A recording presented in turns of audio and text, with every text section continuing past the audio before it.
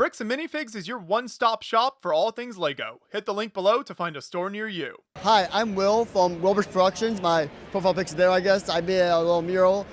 This is my custom 7-foot-long Venator. Well, it's a little bit longer than that, but it's a massive Venator. That's what it is.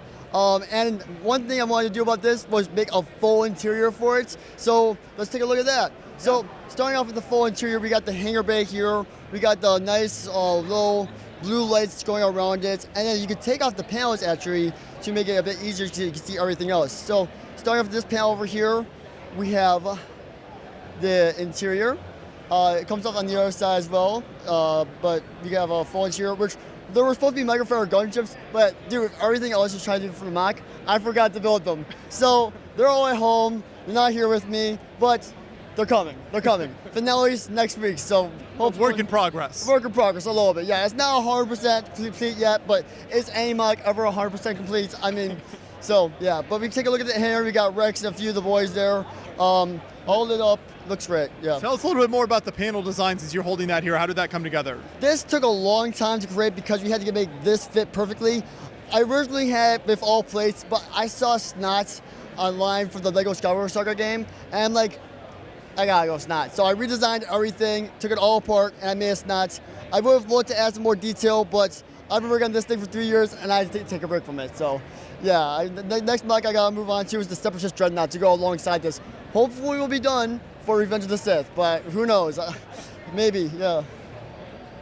So you got the two large panels there. What is there more rooms underneath there? This is just a repeat of the same thing on the other side, but on here, this is the real interesting part. Let me go on the other side here.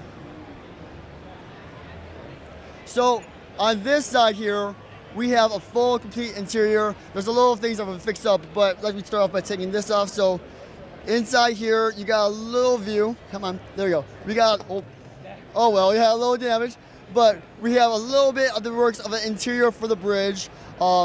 So there's that, and then on the inside though, this is really interesting. So I wanted to hold some really big Star Wars ships inside. So we actually have a play scale Y-wing from the Clone Wars inside there, and it can come in through the back. This whole back tail comes off, and everything just kind of comes off. So yeah, let me just take that off like that.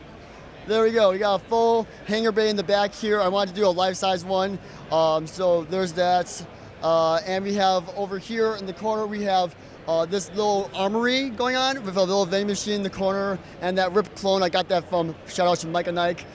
So yeah, that's a really nice clone we got inside there. Yeah, that's basically it. Yeah.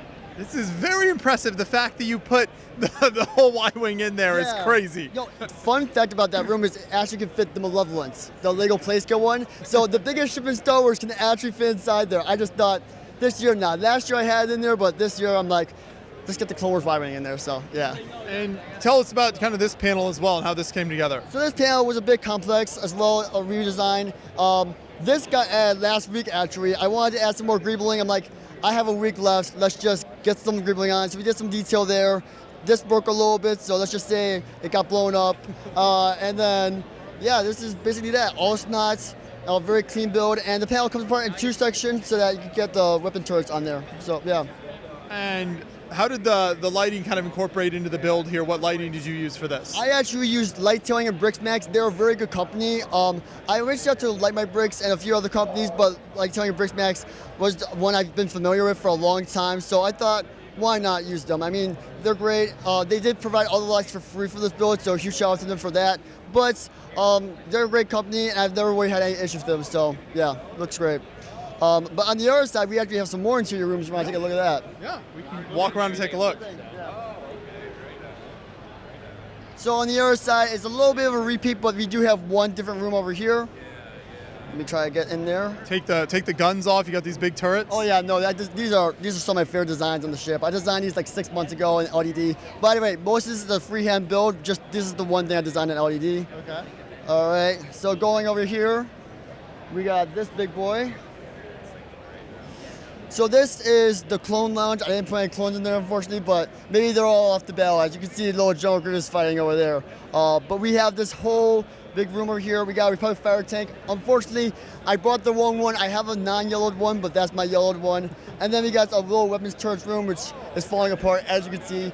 But a fun thing about this side is I had this door motorized, but it also broke on the way to Brickworld, so I haven't had time to fix that yet. But this door used to be able to open and close, so yeah. Yeah, shipping things can really affect the builds a lot. How did you get this build here? What was that process like? So basically, this thing right here cuts in half, which made this a really difficult complication because I don't know if you guys can see this, but within these like 5 studs holds all the weight for the ship. These massive 1,000-piece engines on the back here hold the weight for the entire ship, which is kind of insane. They're sagging a little bit because we had some damage on the way to Brickworld. I think a piece inside the bridge, which holds everything together, broke. Like, it didn't break apart. It actually broke and snapped in half. So that's why they're sagging a little bit. But yeah, it took a lot of engineering to do this, which is why I'm glad I'm an architect in training. So I was able to, learn a little bit of structure. So I know what I'm doing a little bit. So yeah. And do you know a total piece count on this? I would want to say it's probably within the 10,000s, but I couldn't tell you because this is all a freehand build. So yeah. And how did you decide on the exact scale of this as you were putting it together? Where did you kind of start with? So I built it originally a little bit shorter, but then as I kept building it, I kept realizing the area of the problems is just make it bigger. So every time I ran into a problem, I just make it bigger and bigger and bigger. And then I got to a point where I just was happy with it. And it scales a little bit nice with the light cruisers, so I thought I would display those as well. So yeah. Yeah. And do you post your builds online if people want to see more from you? Yes. I actually have a YouTube channel. It's called Wilbur Productions. I made a little. Little damage, but yeah, I post them online. It's not that bad. Compared to what's happened, it's not that bad. But this is my profile picture on YouTube. It's Wilbur Productions. I decided to make a mural because people film this all the time. I'm like, hey, you know what? If you want to follow me on YouTube, there it is. So yeah. Well, this is an incredible build. Thank you so much for kind of taking us through the interior of it and explaining kind of the build process here. As you were sourcing the parts, obviously you've got a crazy amount of gray elements here, so where did you get a lot of these parts from? I mainly sourced a lot of these from LEGO.com because 1x6s and 1x16s on Bricklink, if you buy like 500, 600, which is what this probably used, I mean, probably even more than that, it's actually cheaper to get on LEGO.com, just 25 cents a piece, which is a bit expensive, but yeah. The other half I got from my friend Tyler, Lightbrick Studios, Indie Brick Den. He gave me a lot of discounts for showing him out on some updates, and he's also been my friend for a while, so huge shout out to Tyler, Lightbrick Studios for also helping me with a lot of parts for this mock. Awesome. Well, keep up the great work. Thank you so much. Yeah, no problem. Have a great day.